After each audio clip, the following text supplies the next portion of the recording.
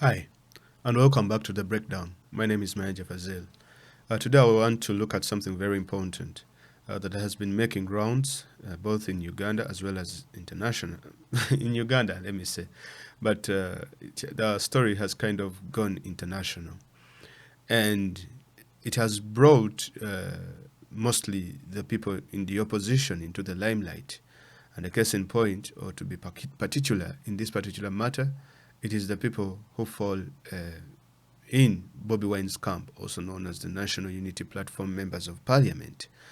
Now, the issue is all about the $30 million that was released to buy new cars for members of Parliament. Each member of Parliament is going to be receiving 200 million Ugandan shillings. You should also understand that Uganda is the country with the biggest or the largest number of parliamentarians. If you go to Kenya, they have, I think, 349. If you go to Tanzania, they have 363. In Uganda, we have 529 members of parliament. Now, that's a very big number of people. Now, the reason as to why we have, because the problem is that people are not asking the right questions. People are asking the wrong questions for this particular matter. And that is what we are here to break down. Now, before we get into that, I would like to ask you guys, please, to subscribe, share, comment, and do all those sorts of things that help the channel grow and that help put this information out there to the people, both within Uganda and outside Uganda. Now, I would start off with this article that was written by, of course, so many people have covered this story, but I would want to work with this particular article and then we see. That is from the Hindu Times, AFP. New cars for Uganda MPs spark outrage. Each lawmaker out of the 529 lawmakers were handed 200 million Ugandan shillings, that's around 48,000 euros, to buy new cars at a time when COVID-19 cases are surging. Uganda this week doled out 25 million euros to MPs to buy new cars, sparking outrage in a poor country where the pandemic has wreaked havoc. Each of the 529 lawmakers were handed 200 million Ugandan shillings to buy vehicles at a time when COVID-19 cases were surging. It's unacceptable for the government to buy luxuries to a small group in parliament who receive a monthly pay of 30 million shillings, while the larger population are unable to feed themselves. Annette Nana Namata, a human rights defender, a laborer, earns a monthly salary of 24 euros, while a teacher gets 64 euros.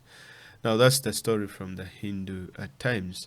Now, we all know, or we all understand, apparently, before I get to that statement, we all understand that the biggest number of people who have received, or the group that has received a lot of work on this particular scenario, it is the opposition.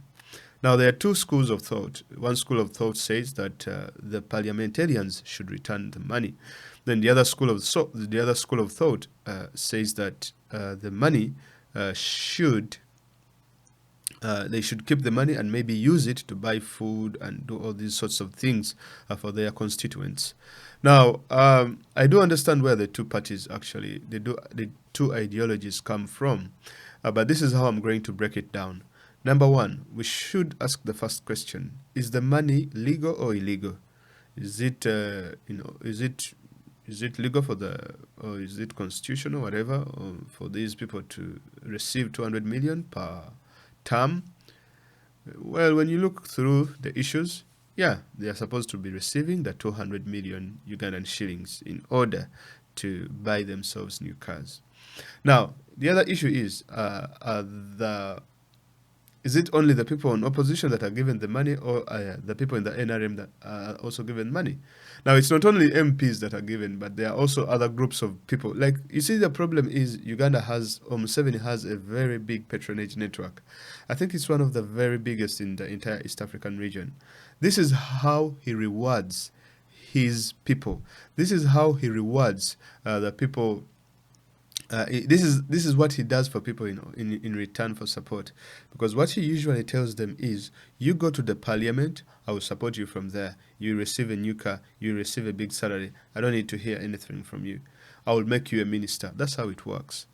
So if the money is legal, Then there are kind of things that we should ask.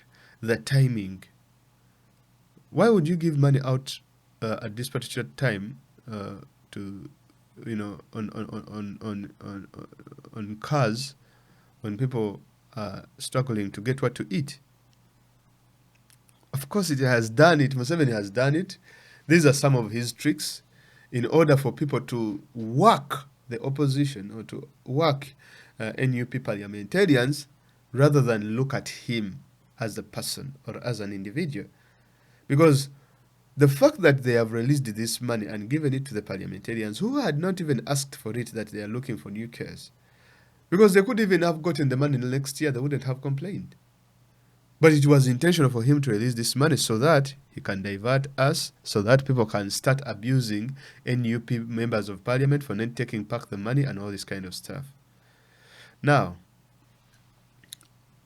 so if the parliamentarians have a right to receive the money now, it is legal. So the school of thought that says no, they shouldn't take the money. What that means is that the money is supposed to be sent back to, is it the clerk of the parliament, or is supposed to be sent back to the parliament, and then the parliament, I think they take it to the consolidated fund or something of that sort, because it is very hard to even keep track of the money that is being sent back. Number one.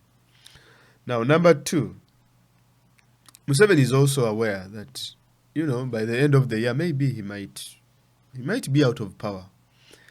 He also understands that he doesn't have a tight grip of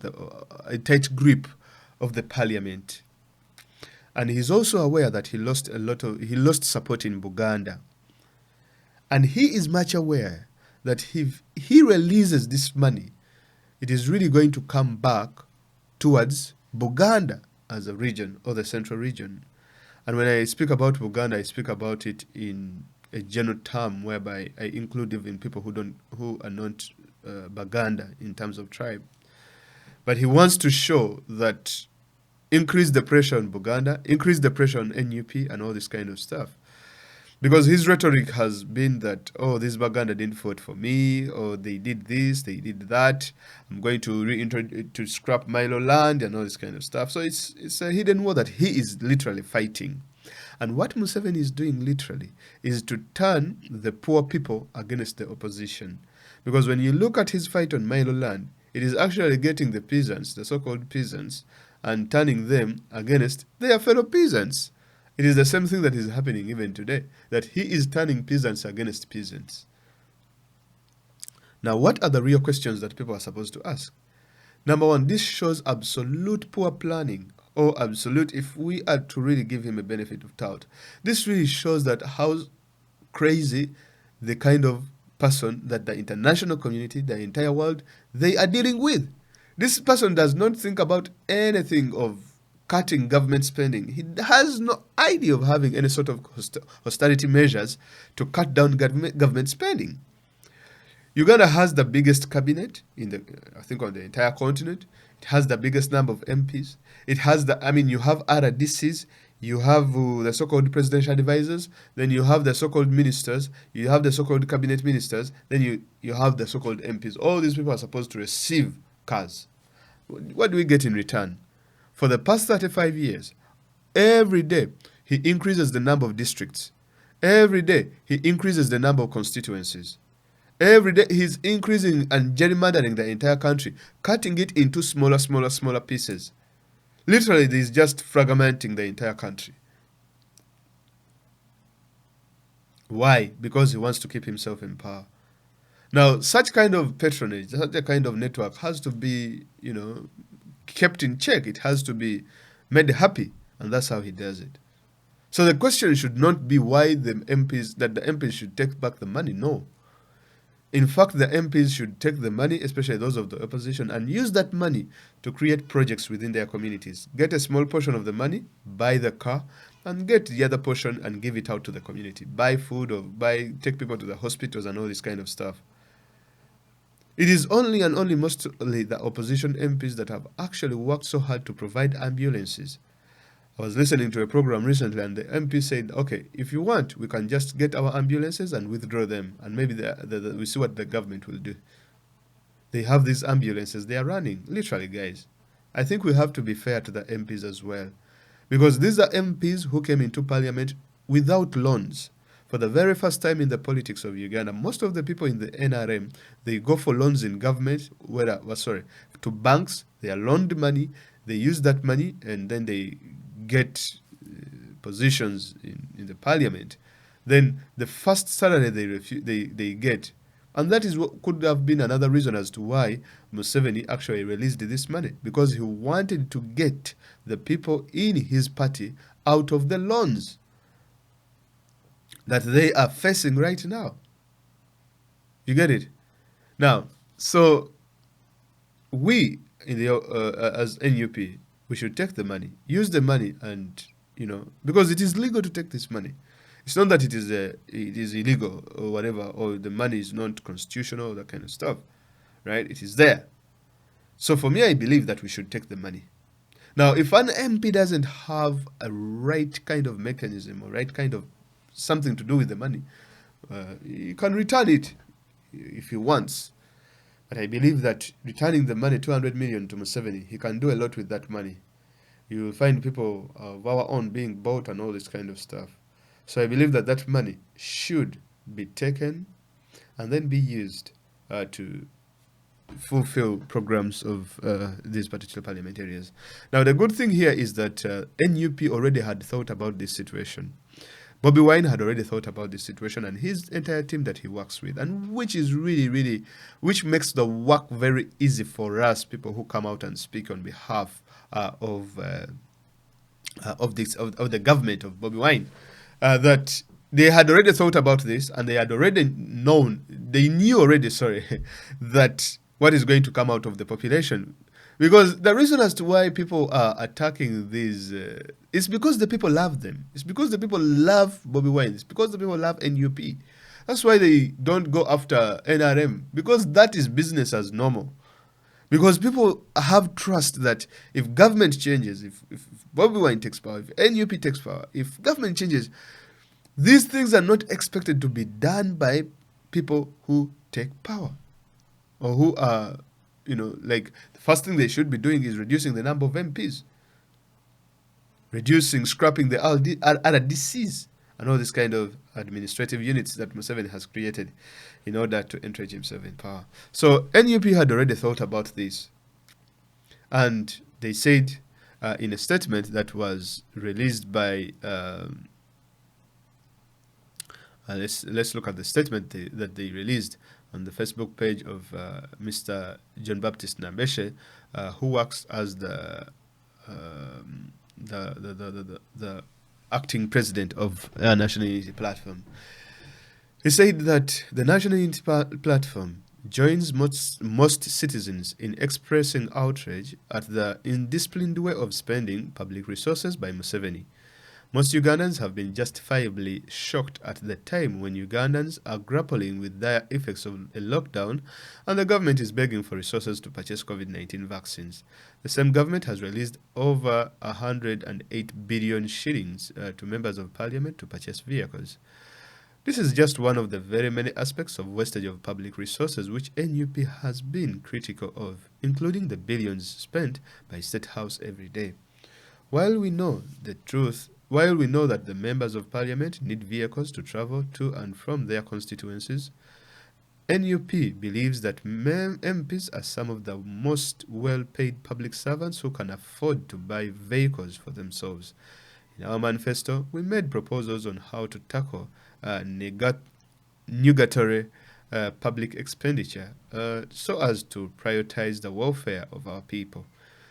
While at our leaders' retreat in April, NUP members of parliament resolved to devote a substantial amount of the 200 million Ugandan shillings grant towards the welfare of their constituents. Ordinarily, public services should be carried out by the government, but that happens when you have a government which cares for the people.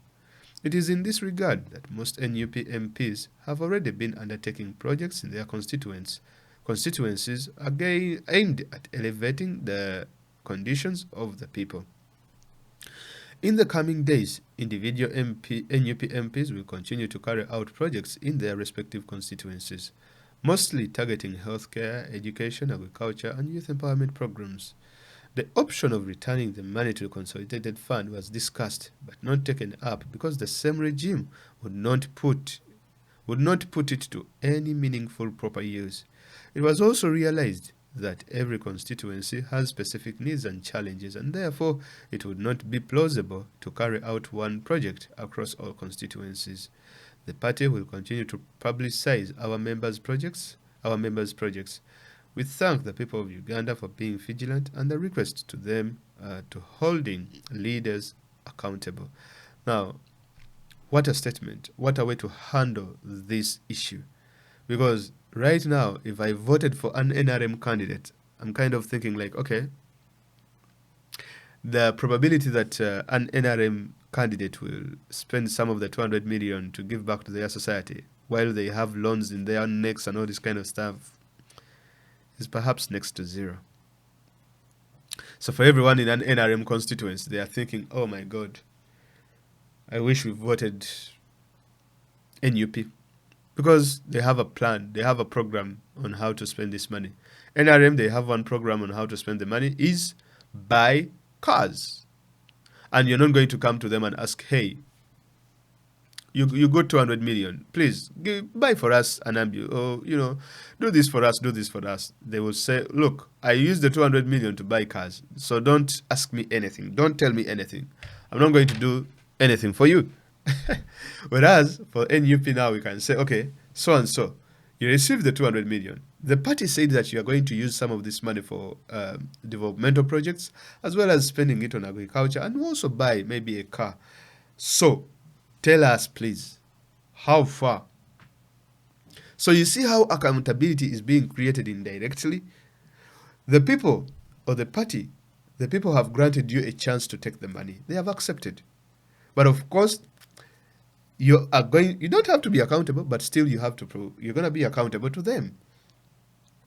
Now, on the other side of the NRM, this is like a token of appreciation by Museveni, saying that, okay, guys, welcome back from the election. Now the funds have already come from World Bank. Let us start eating. So now they have started eating. But for NUP, so intelligent. This is why I'm really very, why I find it easy to support NUP. Because most of these challenges they have learned, they have seen, they have gone through, and they should be able to address it very quickly. Because if you are in an NRM constituency, trust me, the people in the NRM constituencies are suffering more than the people in NUP constituencies or opposition constituencies for that matter. Because,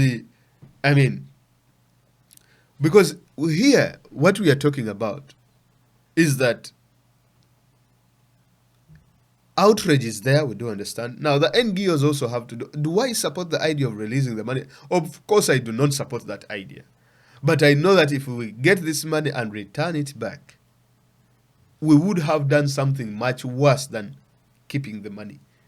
Because you ask yourself, keeping the money and returning it, which one is worse? Now look at it in the perspective of the NUP parliamentarians. Do not look at it in the perspective of the NRM parliamentarians. Because the probability that these parliamentarians will be back, look here, these constituents, their constituencies in the NRM, they're not going to return them. All of them are going to be dumped. They are going all to be dropped. Because these people have suffered so much during this COVID lockdown and all this kind of stuff. So we thank NUP for coming up with this solution to this problem that has been making people, confused, and people becoming outraged, and people becoming disappointed. The disappointment shouldn't be going to the opposition, because it's not the opposition that released the money, number one. Because even if they returned the money, the constituents, the people in the constituents would have said, like, look here, you guys are even stupid. How could you return 200 million Ugandan shillings? Is it the right thing to do? I don't know. But still, the money has to be released at a certain point in time. Is it the right time to release the money? Absolutely not. Now, is the government of Uganda good in is Museveni good at service delivery? Absolutely not. I could even put my hand on that.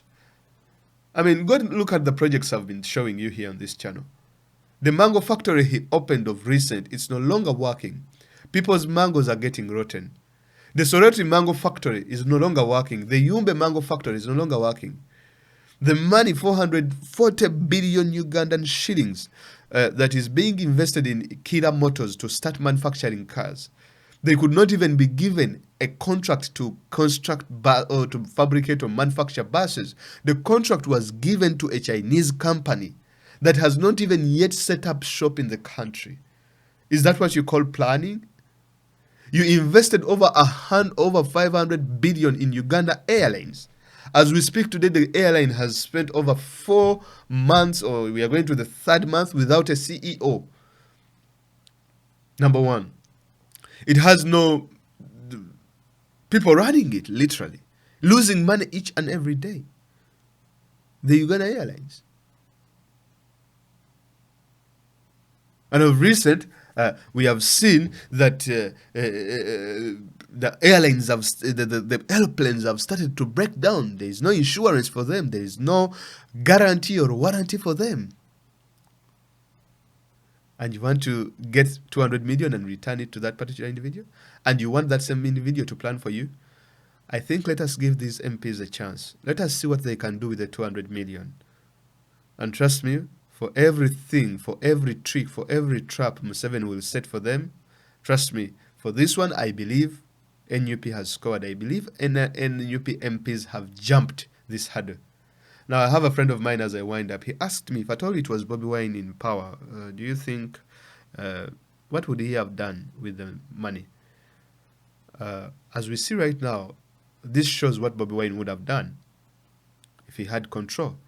He wouldn't prioritize the cars. He would have prioritized COVID-19, get the scourge out of the way, get children back to school, get the economy back and up and running. But as we speak today, absolutely nothing is going on in the country. We have no leadership. Museveni is back to wearing his combats, passing out terrorism, anti-terrorism units. Yet Uganda has no terrorist threat at the moment. So you just wonder.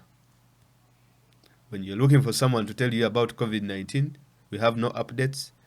Diana Atwine is away.